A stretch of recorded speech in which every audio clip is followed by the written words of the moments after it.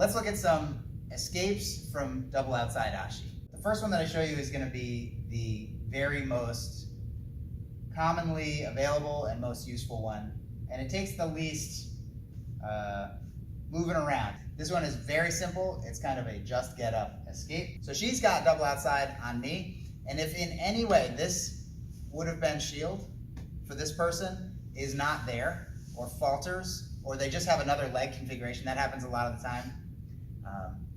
There's nothing really stopping me from getting up, getting on top, and my goal basically physically is to bring my knee to the floor and to pull myself to the top position. When I get here, I'm just going to drive my hips in, my foot will sort of fan out, and I'll end up on the top.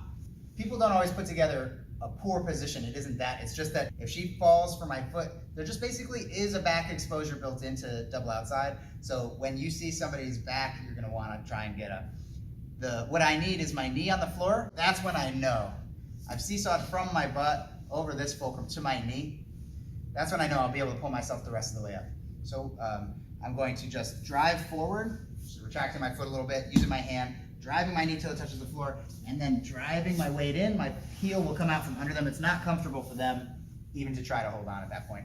So it's a very simple get up off of a very simple and common mistake in double outside, which is not enough shield. It's one of the inherent problems of the position. If there's not enough shield or no shield stopping you, even for a moment, think first about this one.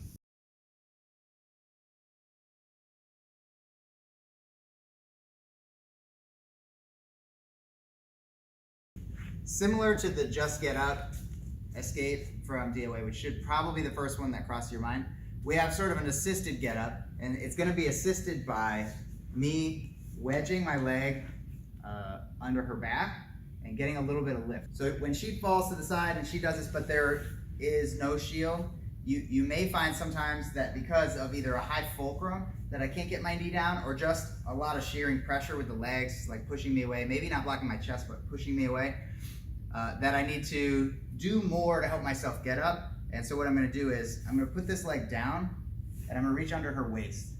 When I drive forward now, I'm going to wedge my knee under. So there's a little bit of lift and a little bit of a wedge, and a little bit of lift and a little bit of wedge. And what you'll find now is that they become much more easy to get up on top of. So she's got DOA. I'm starting to worry about what's going on with my foot, and I'm having a hard time just getting up. It's possible that a wedge would help me do that.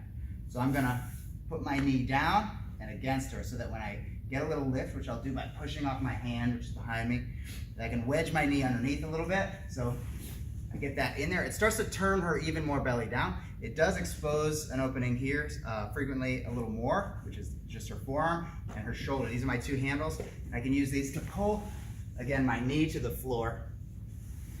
And then hips down, legs back to come around behind and be on top. So when we're here, I'm gonna put my knee against her butt so that when I lift, it just has to wedge in.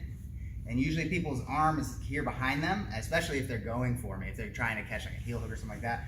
So that's gonna give me my two hooks. This is her arm behind her back and her shoulder, and I'll use these to pull myself up. Now I got my knee to the ground. That's the moment when really I start winning.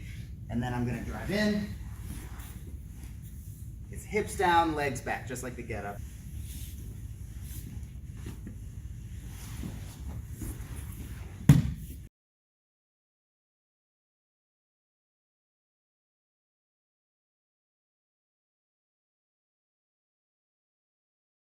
All right, another thing you can do as an escape, besides just getting up or getting up with the assistance of the wedge, I'm going to take the arm behind her back and put it through, hold my bicep with that hand, and hold her tricep. So it's backhand, bicep, and then tricep. This is now a finished figure four. From here, I can put my feet on the ground if they're not already. I'm getting ready to basically put a deadlift action in. I'm going to pull her elbow toward me and I'm going to throw her in this direction. I'm looking over my left shoulder, but she'll probably just go over my left hip. Don't think that you have to get them all the way over your body. In fact, if you try, their weight will roll over you over a longer period of time, and that's less comfortable if they're bigger. So backhand goes to the bicep, and then I hold the tricep. My feet are planted. I'm going to look over my shoulder, bridge, and she rolled right over my hip. I did not carry her weight for very long. there's an awkwardness to my leg being between her legs. So when I get to about 12 o'clock, it's about here, I'm gonna kick my leg out from between her legs. This actually gives me even more momentum, like a Superman punch kind of, to finish rolling the person over, but it does get me in a better position to get into side control. I'm not still between her legs. So the backhand goes to the bicep, get her tricep, plant, and now I can go to top position.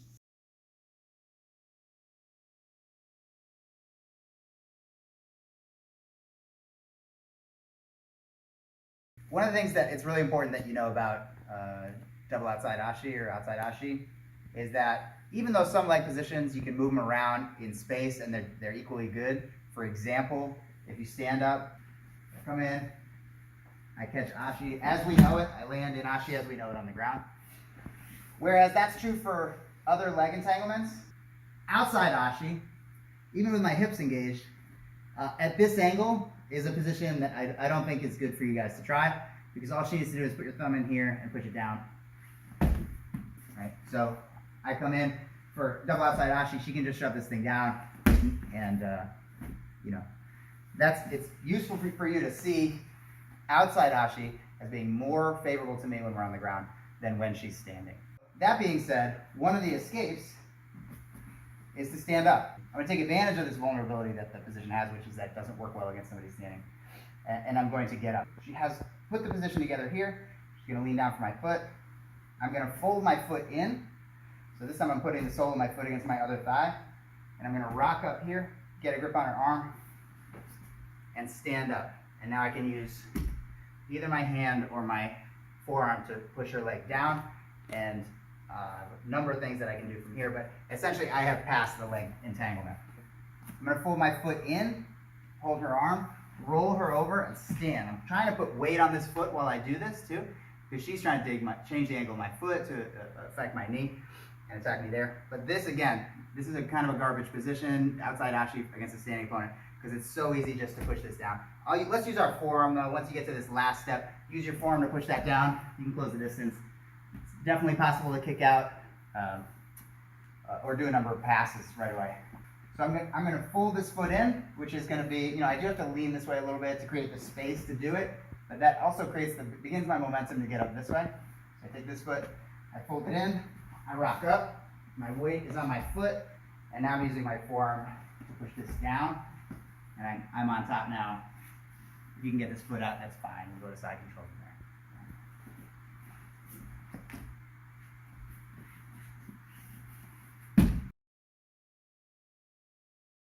So with the get up, it's true that when I get up, it's possible that my heel remains a little bit exposed. Even though I feel pretty safe standing over somebody with double outside, I don't feel as safe when they underhook my heel.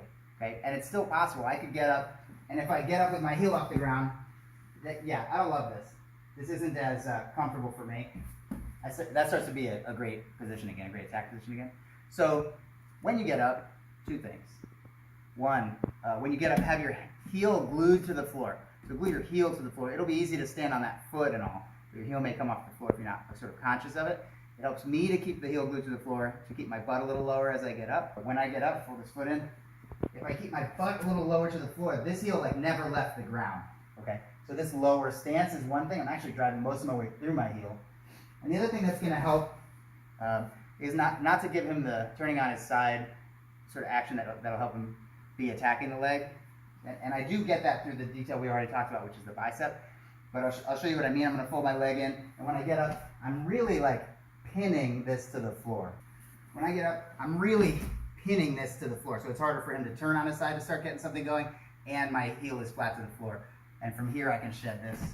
I'm already nice and close to the ground because I had that low stance, and kicking out of this will be just as easy or easier.